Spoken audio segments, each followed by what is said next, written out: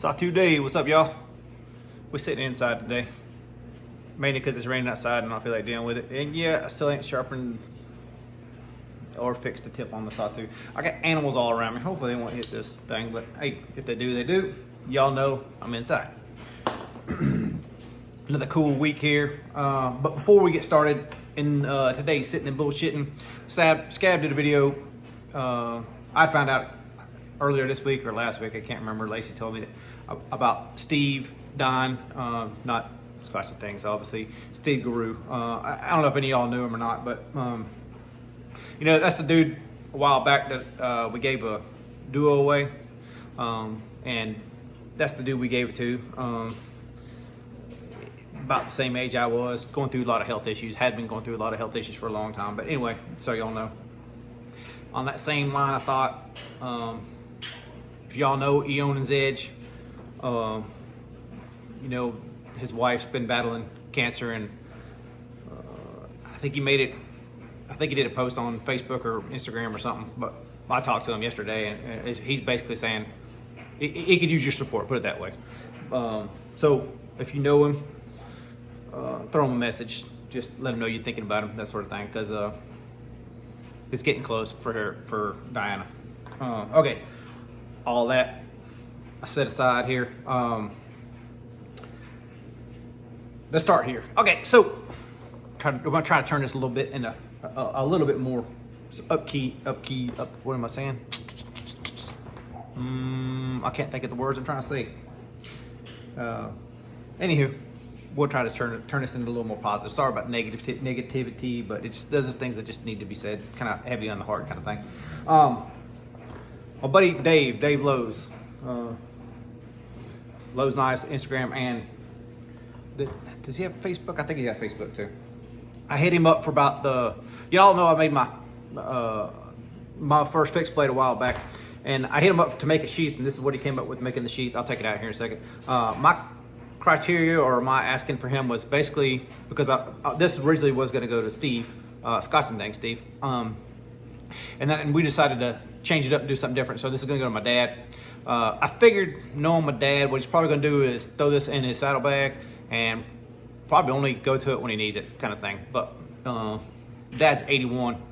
I mean, I hope he's got a long time left, but in reality, like, so my 81, excuse me, may not have that long. I'm not saying he's sick or anything like that. You know what I'm saying. Am I getting too negative? Hopefully not. All right. Anywho, so I just wanted Dave to make something for this knife that my dad could throw in a saddlebag or whatever, and it would stay in there. So, you know, he made it with a belt loop and also a thumb clip. So take the knife out real quick. Sorry, it's a little tight still, but so you can see that they match pretty dang good, don't they? I think it looks pretty good. I think he did a damn good job. Stained on the inside, whatever he does on the inside. But yeah, definitely a great job. Dave's a great maker, local here to me in Tucson. But I would highly advise checking out his Instagram. He does sell knives from time to time. Sometimes he lists batches, sometimes he don't. Sometimes they're sold before he even makes them. But cool maker, definitely worth going and checking out his work. I'm gonna show you this one more time. That's his logo, Lowe's Knives. Super cool dude. And that completes that. I've just got an edge put on that, and I'm gonna send that to Pop probably this week sometime. Let's see what else we got from last week. I told you that I was putting that Luther up for sale. I kind of thought that it would sell, like, and if it wouldn't, then I was gonna like, yeah, I'll just do it myself, do my thing myself. Well, neither one of those things happened. Brother Carco hit me up and said, hey Dave, I got another DSK. And he did. He had another DSK. This is the prototype of that Damascus one. This guy that I showed you a couple weeks back. And so we ended up trading. This one is definitely different. I'm gonna try to get this up where I can show you a little bit closer detail. So this one has a thicker titanium. You see the titanium's thicker, but this one has a thicker blade. So just using, like, you know, skills, I guess, or being identify processes, I guess, or what I should say. Looking at the frame of this and look at the edge of this. So this in particular You can see how it's got that corner round all the way around. You're not doing this on a manual mill. This is done and then engraving. That's all done with the CNC. If you look at the edges here, you see how the corner round is nice and smooth, very consistent, done by machine, what you'd expect on a production knife kind of thing. So I believe, don't quote me because I never talked to Dan or really Chris about it. Chris was surprised when I had that assessment myself, is that I believe he sent these out to get a prototype for a production run. And just in contrast, let me just show you. So hopefully you can see the difference here. And this is just the same feature I was showing you a minute ago, but I want to try to look at the edges of this one. Now granted, this got that finish on it, but you hope you can see it's not as consistent. You see there's like especially look here in the corners, and see how it's not perfect around there. It goes a little bit thick and thin. You see how this is absolutely perfect. Done with the CNC. This right here especially done with the CNC. Some of this other stuff he might have done himself manually. So this is kind of a compromise between a CNC and a custom, which, you know, is fine.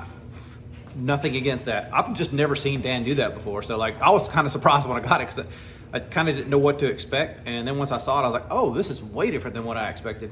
Even though down to the pocket clip's a little different. So nothing bad on it at all. It's just like, it's just different. But yep, another Diamondback. And yeah, this one's cool as shit too. So like, he told me this is probably one of the best handling Diamondbacks that he's ever had. And he's not wrong in that assessment. But I will have to say, this one is still my flavor. Like, out of the two, this one's still the one for me.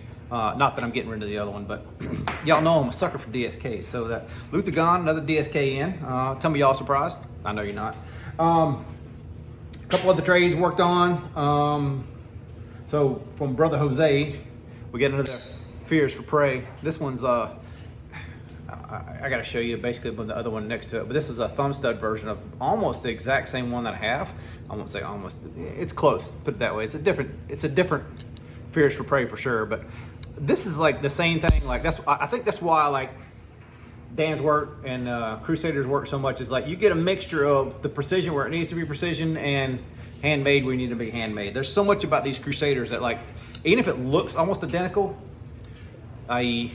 this one has a hole, but like you can see they're pretty close. You can definitely tell they're in the same family, like same basic shape, all that stuff like that. But like even the thicknesses are different. I don't know if you can see the slight differences. So even the thicknesses are different, and the titanium blade thicknesses seems to be about the same, but like the flipper tabs are way different, and they're the basic same knife, you know, but they handle and feel completely different. A lot of that too is to this one being regrind. This one's not reground yet, but it probably will be. But for right now, I think I'm gonna keep it as is. I dig it, like another custom added to the collection. And y'all know I'm moving away from productions and into customs. Like, it's just what excites me, I guess. Like, you know, it's not like well, I did sit down and kind of make this decision consciously, but it wasn't mentally, it wasn't a decision I made consciously that I was gonna do that. I just started doing it, and I enjoy it more. So let's go to the next one. Next trade was from Plethora Blades, and it was only supposed to be for one knife, and he included another one that kind of sort of sealed the deal and made everything cool. So he wanted, did I run a blank? What's that dude's name? Oh my God. Anyway, traded him a knife. I guess that doesn't make a damn at this point. Y'all just want to see what I got. Solid Steel Works, which is a company that I did follow, and I had actually forgotten about them. Sorry, it's got stuff all over it because I put it to use right away. This is called the Raptor, Solid Steelworks Raptor. I believe this is Canadian makers. I don't know when this one was made. There's no like COA or nothing like that, but there were two brothers, and I believe one of them passed. And I think the other one was gonna go the company with it, but then decided not to. And I'm not really sure the history of it, but they were a maker, and I don't think this is current. I don't quote me. Plethora probably correct me if I'm wrong, bro. But definitely a different kind of knife and unique. And as soon as I got it, I was like, I don't know, man. Like this backspacer doesn't. It feels weird. Like it's. You can see it's just thin. It's just strange. It's strange, but it's kind of more like the Soulstone. It's one of those knives you got to put in your hand and play with it for a while. And after you play with it for a while, it kind of sort of, you know, it grows on you, man. This knife has really grown on me. Definitely not one that you're going to see more of, a lot more of anyhow. So definitely in the custom realm, which does excite me. Now, I'd originally like, oh, I'm going to customize the shit out of this one. I thought immediately that I'd be tearing into it, but I gave it, a couple days, and really cool. A couple people on Instagram thought it was reminiscent of the Artica, because of the stout grind, and it is pretty stout. Let's see if we get the blade. There we go. So you can see it's pretty stout on the tip. It's definitely, what is that Will calls them? Sticker. It's definitely a sticker. So it'll definitely go into somebody pretty quick, but it does still have a slicey enough. This is actually it's obtuse, but it comes down to a pretty reasonable thin edge. So cutting like paper or something like that, it's no problem. I mean, cutting any thicker media, obviously you're gonna have issues, but really cool knife. I honestly didn't think I'd ever see one in person. So it's really cool to get experience. And there still are some fit and finish issues. So I don't know if I'm going to show you in that, but this lock bar insert is proud. There's little things here and there, a little adjustment on the clip. Some of the edges are a little sharper. So I mean, it could have been, I don't know when it was made, could have been earlier on, could have been later with only one brother, any number of scenarios. There's a couple of fine points that could be better, but overall the knife's cool. So definitely a different kind of custom, and this is definitely a CNC custom too, whether I said it or not. Same kind of thing with that. I was talking about that DSK. You can see how the milling around those chamfers and stuff. That's all done. That's not manual. That's definitely done CNC wise. Cool knife. Will I do mods to it? Probably will after I, get done. I don't know, I won't call it honeymoon phase because I'm not really in love with this one, but after I get done, playing with it for a little while. Oh, let me give you a quick size comparison because it's not like these are common. So the 24, so you can see it's about a little bit longer than a 24, definitely thicker than a 24, especially in the blade and stuff area. But overall, weight-wise, probably pretty similar. Probably pretty similar to the 24. Action on this one, I wouldn't say it's like as smooth as a 24, but you can see it's not bad. It's not bad at all. I haven't pulled this one apart to see what kind of bearings are in it, so it's probably something that can be tweaked with the bearings. And honestly, the detent could probably use a little help too. So I probably will mess with it. But the other one that actually really surprised me and excited me too at the same time. I've seen a few of these, and Jose let me borrow one of his. This is like one of those knives that don't judge it on how it is, but how it could be, I guess, kind of things. There were some issues with this knife. And I don't know the details behind this knife or anything like that. I just know what I received and what I'm going to do with it. So I'm already telling you, I'm going to reblade this knife. I don't know what was done to it from the maker, how it came or anything like that, but this is a Perion. And this one's pretty cool with that. He did a little rock pattern in the titanium, and it's got this, I don't know, is that carbon fiber, I guess like a camo carbon fiber pocket clip kind of thing. I think the overall design of this one is kind of unique. Not fond of the holes in the scales, but it is kind of that carbon fiber look. So we may do something like a backing plate up in there, maybe copper or maybe titanium backing plate in that, and then kind of reblade this whole thing. As it sits right now, there's pretty much no detent on it. There's some inherited, it's very similar to that old Dominion where like the stop pin's hitting in a weird position where it could cause it to roll and not be in a certain spot, and then when it locks out, you can see it's hitting on a round part of the blade. There's no cutout for where it's hitting the stop pin. So there's some mechanical issues to be ironed out, which is kind of fun. I kind of like that. But yeah, I'm super excited to reblade this one. I want to get into the reblades. I think I finished that one. I even had to look, man. The Zermano Tier XL that I bought 2 years ago or 3 years ago, whenever they first came out. I can't remember now. My memory's not so good. I rebladed that one. I think I finished with it. I got to look. I did jimping file. I got a jimping file and I finished the jimping on that. I'm pretty sure I got that, but that's out in the shop. We'll do that another day because I don't feel like going out there and doing that. Oh yeah, did y'all see that McNeese Knives is doing an auction for, his is basically a Christmas auction for somebody, at least a family or a couple families for Western North Carolina to get to buy them Christmas presents, which I thought was awesome. I think currently I'm the high bidder on that one for it's a Mac 2. He's auctioning it off right now, but if y'all are interested, by all means, go outbid me, please, or dogpile me, or however you want to do it.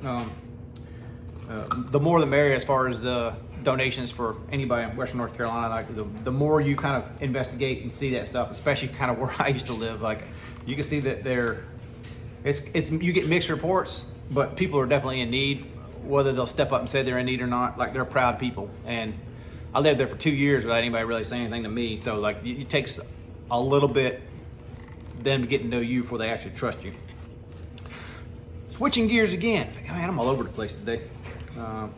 You can tell I sit down and think of these things well out before I start this video, can't you? Yeah, that's what I thought. Oh yeah, we're talking about mods again. So like, the Marauder drop point that I'm getting from Bob, not 100% done with that deal. Since that deal's done, I asked, y'all said you wanted to see the mod, the dual detent mod. I'm probably gonna try to fix the stock detent first and see kind of what's condition it's in, and if I can or can't, which I'm pretty sure at this point it's gonna get modded. We'll do the double detent mod, and I'll kind of walk you through my process of how I do that double detent mod and see if it comes out as good as that Tonto did. All right, and finally, the grand finale of the week. Megalon from Apex Alchemy Knives. So I reground those ones for him last week, or week before, whatever it was. He did a video on them. I think he did a video this past week. I'm pretty sure. Different model, but he posted this one. I want to say this was last week that he posted it up. And I fell in love with the handle already. As soon as I saw it, I was like, oh, that's sick, man. And honestly, like, we talk about it because, you know, he talks about the blade steels more, but this one's 5160. And I looked around, and I don't have anything 5160. And I started thinking, I'm like, I don't think I've ever owned anything 5160.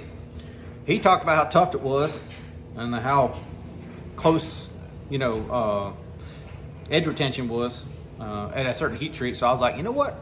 Let's just give it a try, man. So me and Billy worked out a deal, and I'm the proud new owner of some of Billy's and Courtney's. I'm assuming Courtney had some kind of hand in it, whether it's telling Billy what to do or not. I know you gotta have somebody keep him straight.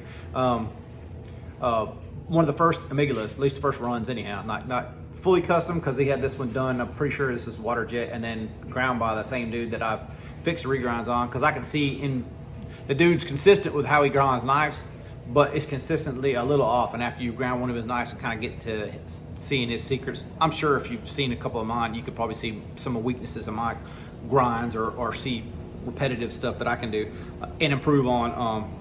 So I can see the same thing in this knife. I'm not going to touch this knife until Billy says, yeah, do what you want to do with it. Like, I know it's mine, but like, I feel like this is his work and I don't want to touch it, and I kind of want to keep it as is. Having said that, like, he didn't do this, so I don't feel bad about going back and doing something that I want to do slightly different than this.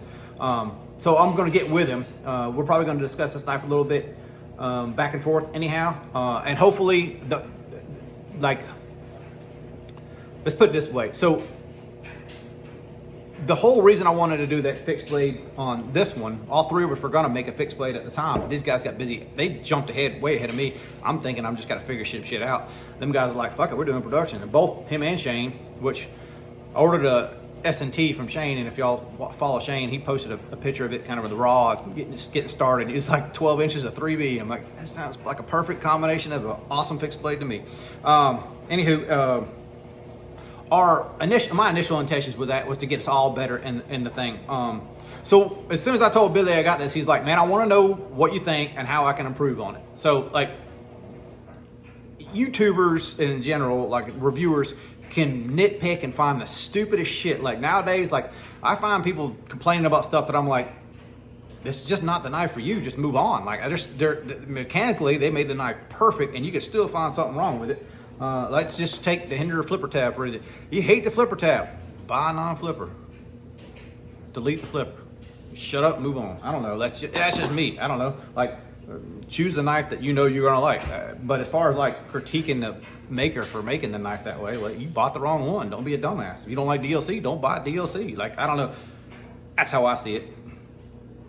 Man, I got a tangent on this one, didn't I? I don't even know where I started this one from. Where did I start that tangent from? Don't know. Anywho, my whole point was that I'm hoping I can see little things that I think I can help Billy get a little better with, and hopefully the feedback's not. Hopefully y'all understand that I'm not trying to like hurt his reputation or anything. It's more of I want to sit down and talk with him, show him this is how I would do that, and then let him figure his own way out. for us both to get better. And if he ever gets one of my knives or grinds, like he's got the grinds sitting at his house for the Raptoras, if he's got, hey man, this absolutely does not work or this does work, then I want that feedback. So like it's helping us both get better. Both of us got thicker skin than I think probably most people that don't do YouTube. You kind of got to grow thicker skin when you're on YouTube. As a maker, you really got to grow thick skin, man. So like for me personally, like I don't know that I'm, what's the right word for it? Ready yet? Like I'm really cool to most people about most things. And then if you criticize me about a flipper tab that I put on a knife and you bought a flipper because you didn't want a flipper and said something to me about it on YouTube, I don't know that I'd be like, yeah, that's cool, man, no problem. I'd be like, you know what, go get bent. I don't know, maybe I would, maybe I wouldn't. I guess we'll have to get that road when we get to it. But very cool to have some early Apex Alchemy knives, and then I'm obviously that one from Shane's, you know, fairly early for him as well. And I think what I'm gonna do is in the shop out there, I think I'm gonna have a wall of fixed blades. Like I got several fixed blades that honestly don't get used that much, so I'm probably just gonna make that pegboard like a knife wall there. I'll probably have to start locking that shop door. My dumb ass leaves it open, so you can just come in and get your knife and kill me with it. Choose your knife and then kill me with it. My own weapon, I guess. Kind of a weird way of thinking about that, right? Have y'all seen Ember before? Let me get her real quick. Say hello to the peoples. Say hello, peoples. Yeah. So she's a Siberian forest kitten. Believe it or not, she's very young still. Anyhow, just wanted to show you her because you know normally inside and she don't go outside. Her sister's floating around here somewhere too. Anyhow, I see 22 minutes in. What we talk about? Kind of the same old Sunday kind of thing. Dave's crazy and showing us a bunch of new stuff, and they don't even know what the hell he owns anymore. That's pretty much it. All right, well, we'll call it there. All right, y'all be cool. Later. See you next week.